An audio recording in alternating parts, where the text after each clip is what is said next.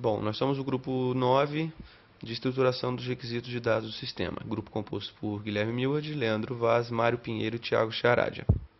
Bom, primeiramente a análise de requisitos é o primeiro ponto que a gente tem que destacar nesse nosso módulo, porque é onde a gente vai pegar todas as informações e documentar o que o cliente quer que seja feito para o sistema dele, o que ele quer que seja feito e como que ele quer que seja feito.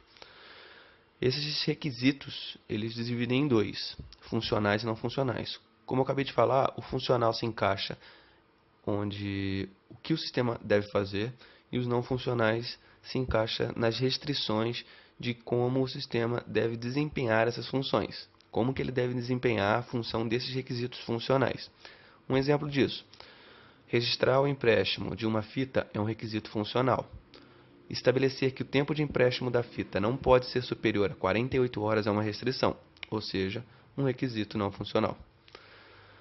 Um erro comum que a gente deve destacar aqui é que tem que ficar claro ao analista que os requisitos são as coisas que o cliente solicita e não as coisas que ele planejou ou que ele quer que seja feita, ou que ele quer que desenvolva daquela maneira.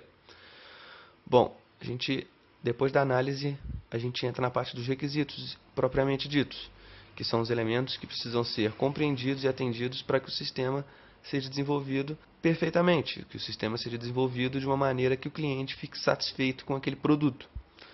Os requisitos do sistema envolvem todas as necessidades do usuário e também o ambiente que esse sistema está. As necessidades do usuário incluem tudo aquilo que o sistema precisa e que atenda a ele de uma maneira, de qualquer maneira, do determinado sistema que seja feito.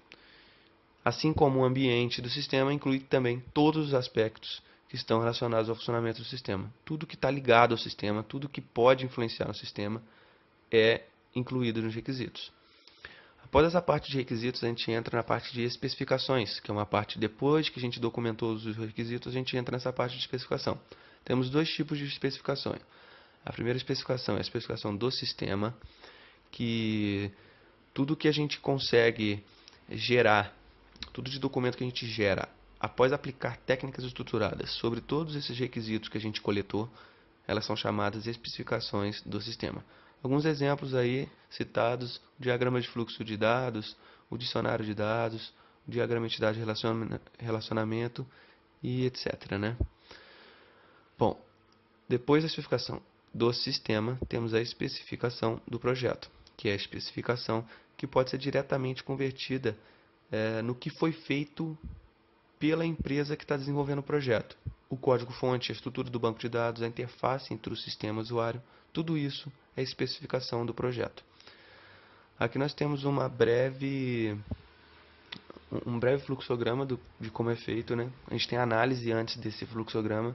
Após a análise, a gente consegue os requisitos do sistema. Depois dos requisitos, a gente analisa os requisitos e acaba entrando na parte da especificação do sistema. E após isso, a gente entra no projeto propriamente dito. E depois disso, a especificação do projeto. Bom, como que é feito essa análise? Como que é feito esse processo? A gente tem primeiramente o levantamento de dados, né? E que incluem as atividades, passo a passo, que é a análise da solicitação do serviço do usuário, a definição de um instrumento e um cronograma de coleta de dados, porque senão a gente vai ficar coletando dados e requisitos e não vai acabar, a gente não vai conseguir terminar isso, então a gente tem que ter um prazo para quando chegar naquele prazo, parou de coletar todo tipo de informação do usuário, realizar a coleta de dados propriamente dita, né? Documentar esses requisitos do sistema e todas as suas restrições, como que eles vão funcionar, igual a gente falou lá em cima. Obter a aprovação do usuário após a gente documentar esses requisitos, para que ele aprove e fale que está ok essa nossa especificação, essa nossa documentação. Definir todos os objetivos do sistema, identificar os usuários do sistema e fazer a análise inicial do sistema após ele estiver pronto. Em levantamento de dados também. É um processo que permite coletar os requisitos do sistema visando a sua análise, igual a gente acabou de dizer no slide anterior. Os princípios fundamentais dessa análise de requisitos é: o domínio da informação de um problema deve ser apresentado e compreendido. Por que disso? Porque a gente precisa ter certeza do que o cliente quer. Se a gente não tiver certeza do que o cliente quer, a gente pode levantar um requisito errado e acabar não fazendo o que o cliente realmente queria. Modelos que descrevam a informação, função e comportamento do sistema devem ser desenvolvidos.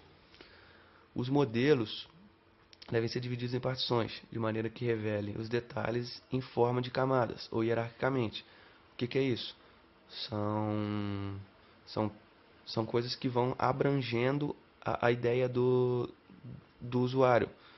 Ele começa numa ideia pequena e a gente vai conseguindo aumentar ela e fazer com que gere um requisito grande e consiga fazer o que exatamente o cliente quer no sistema. E o processo de análise deve mover-se da informação essencial para os detalhes da implementação, exatamente nesse fluxo. Agora a gente tem os princípios fundamentais da análise de requisitos. Em síntese, os princípios são o domínio da informação, a modelagem dessas informações, como que a gente vai fazer certinho, o particionamento dessa modelagem de tudo isso que a gente tem e a abordagem incremental, a implementação propriamente dita. Algumas técnicas para levantamento de dados. Principais técnicas que a gente utiliza: entrevistas, questionários, análise de documentação, análise de observação, sessões informais de brainstorming em grupo. Pode ser uma empresa, então a gente pode trabalhar com um número muito grande de pessoas. Análise de fluxo de processo, sessões do tipo JAD, cenários e casos de uso. Qualquer uma dessas a gente pode utilizar para estar levantando os dados dos sistemas de requisitos.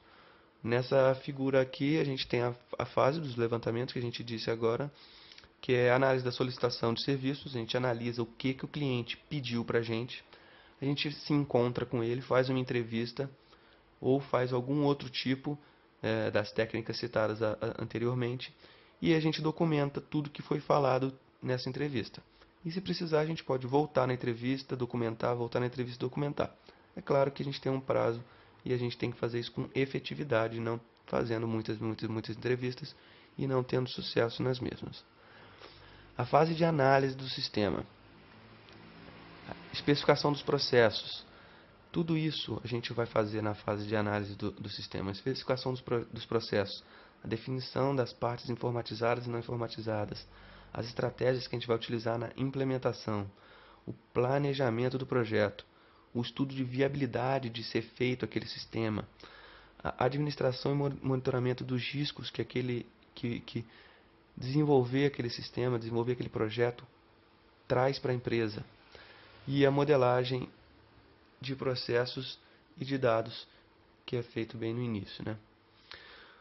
Os documentos gerados na fase de análise do sistema, primeiramente os modelos de processos, o DFD, os dicionários de dados, o diagrama de entidade de relacionamento, que são os modelos de dados, os diagramas de descrição de entidades, que também são modelos de dados, especificação em português estruturado, componentes informatizados e não informatizados, estudo de viabilidade, tudo isso que a gente já inclusive citou esses documentos são gerados na fase de análise do sistema. E é isso, espero que eu consiga ter passado a informação para vocês de como que esse módulo de estruturação dos requisitos de dados do sistema ele trabalha e o que ele traz para a gente, o que ele ensina para a gente, como que ele mostra essa fase de estruturação dos requisitos. Tá certo? Obrigado.